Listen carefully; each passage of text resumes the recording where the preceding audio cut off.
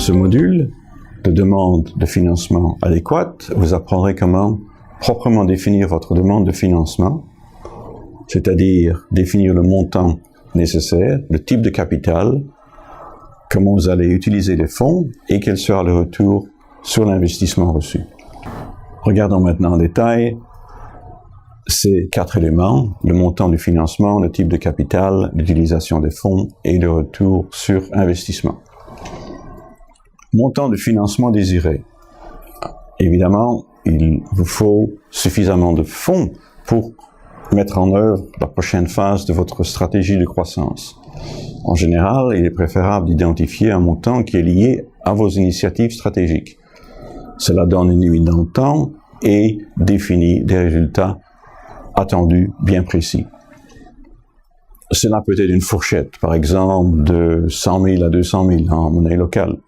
Mais dans ce cas, vous devez expliquer comment votre entreprise sera différente dans le scénario de 100 000 monnaie locale, ainsi que dans le second scénario de 200 000 en monnaie locale. Il existe différents types de capital. Donation, prêt bonifié, prêt conventionnel, action. Le tableau que vous avez devant vous donne une comparaison pour chaque type de capital. Quel est le rendement attendu, quels sont les avantages, quels sont les inconvénients.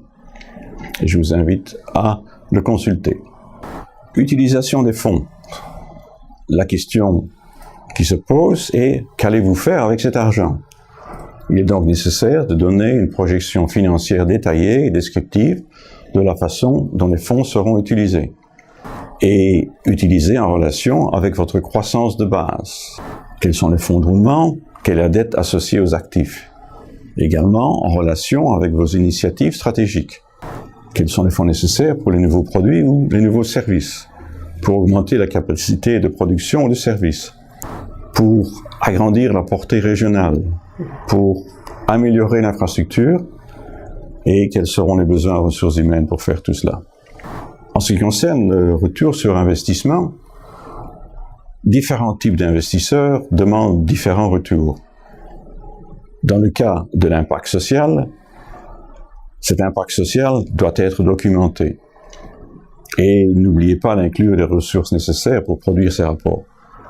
Le retour financier, pour les subventions ou les dons, montrer comment l'entreprise sera renforcée. Pour la dette, montrer que le remboursement est inclus dans le flux de trésorerie.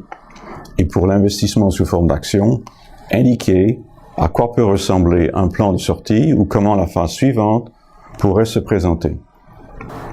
Donc cette formulation de la demande de financement adéquate commencera avec le nom de votre entreprise, vous cherchez un tel montant en monnaie locale, et c'est un financement sous forme de, vous définissez le type de capital pour vous montrer l'utilisation des fonds. Cet investissement nous permettra de, ici, vous parlez de votre impact social et livrera un certain retour pour l'investisseur. Gardez à l'esprit qu'un investisseur est moins intéressé par les chiffres spécifiques que vous avancez comme projection que par la façon dont vous envisagez l'expansion de votre entreprise. La préparation de ces projections vous aidera à identifier l'infrastructure dont vous avez besoin pour croître.